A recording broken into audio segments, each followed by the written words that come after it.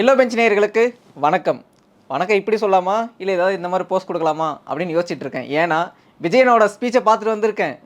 2வது ஆண்டோட கொண்டாட்டத்தில் விஜயனா முக்கியமான விஷயம்லாம் பேசியிருக்காருன்னு அவங்க கட்சிக்காரங்க பேசுகிறாங்க. என்னென்னலாம் பேசியிருக்காங்கன்னா, திமுகவோட ஆட்சியின் அவலத்தை பேசியிருக்காரு, ஏடிஎம்கே டிஎம்கே அது இல்லாமல் பிஜேபி இவங்களாம் மொழி அரசியல் எப்படி பண்ணுறாங்க அப்படின்னு பேசியிருக்காரு அப்படின்னு சொல்லிட்டு, அது இல்லாமல் நாங்கள் வந்து 2026 ஆட்சி அமைக்க போகிறோம், அதுக்கு முக்கியமான ஆட்கள் யார், தாவேக்காவோட பூத் ஏஜென்ட்ஸ் இதெல்லாம் பற்றி பேசியிருக்காரு. நாங்கள் தான் அடுத்த ஆட்சி, தாவேக்குன்னா ரொம்ப சந்தோஷத்தில் பேசிகிட்டு இருக்காங்க.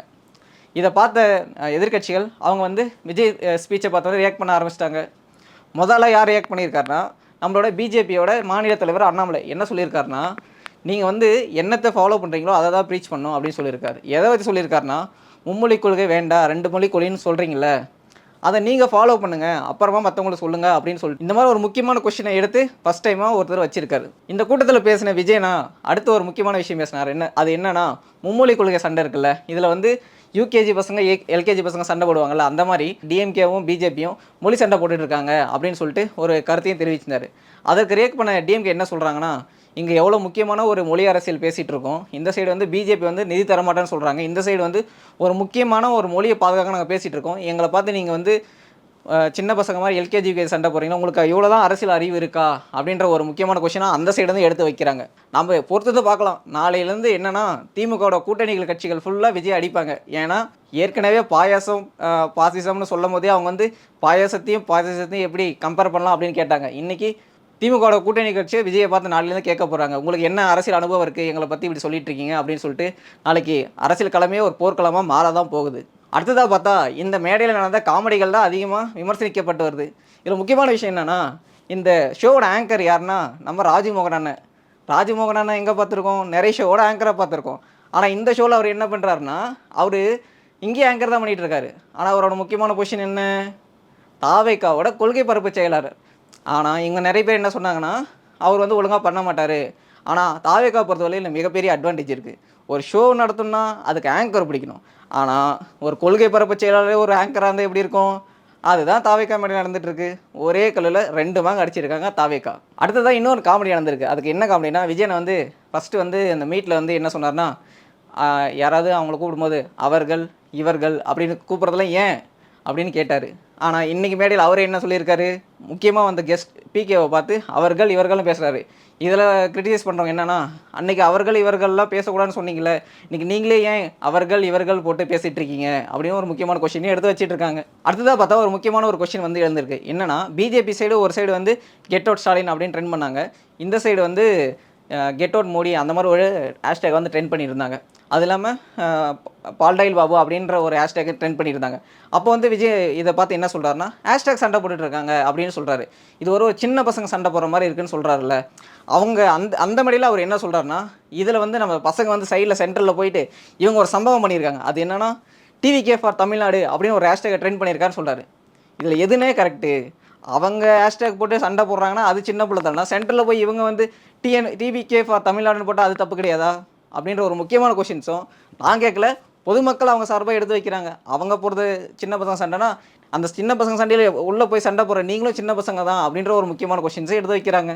அடுத்தா இந்த கொண்டாட்டத்தோட முக்கியமான நபர் யார், அந்த கொண்டாட்டத்தோட முக்கியமான கெஸ்ட்டு பிரசாந்த் கிஷோர், வியூக வகுப்பாளர்.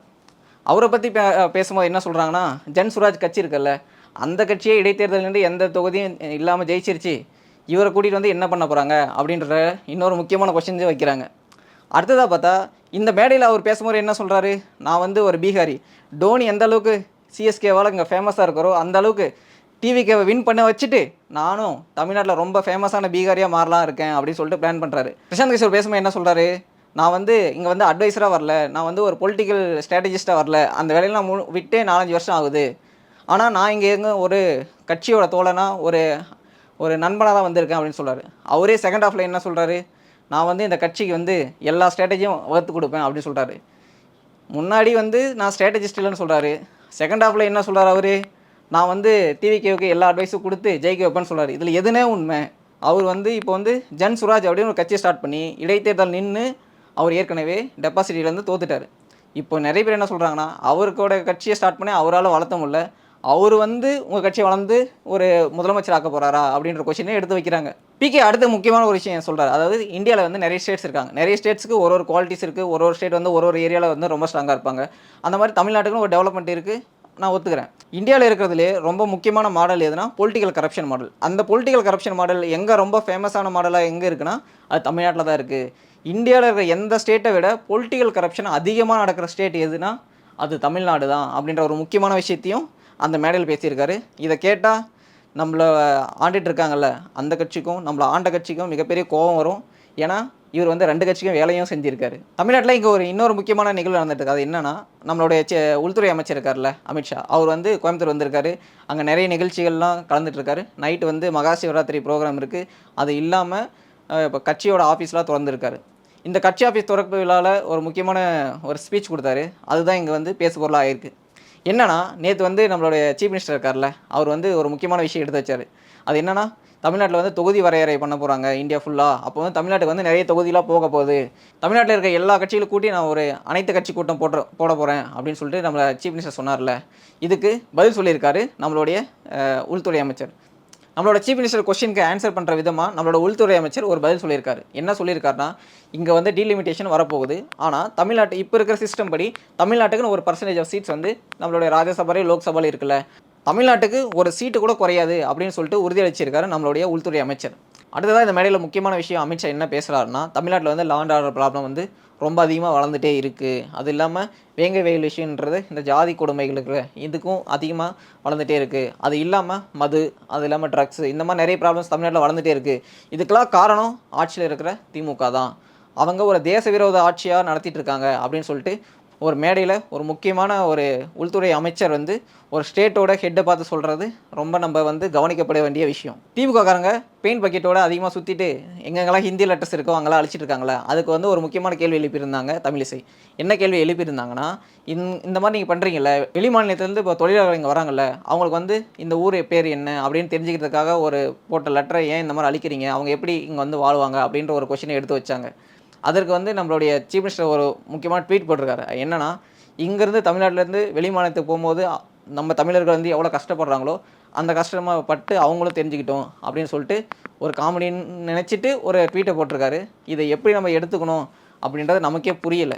நான் வந்து ஒரு மொழி தெரியாதனா கஷ்டப்படுறேன், அதே மாதிரி நீ இங்கே வந்து மொழி தெரியாமல் கஷ்டப்படு அப்படின்னு சொல்லிட்டு நம்மளோட சீஃப் மினிஸ்டர் சொல்கிறதவே மக்கள் தான் ரைட்டாக தப்பா அப்படின்னு சொல்லிட்டு சொல்லணும். தமிழிசை எழுப்பிய கேள்விக்கு முதலமைச்சர் அளித்த பதில் இருக்குல்ல, இது சரியா தவறான்றதை மக்கள் நீங்கள் வந்து கமெண்ட்டில் சொல்லுங்கள்.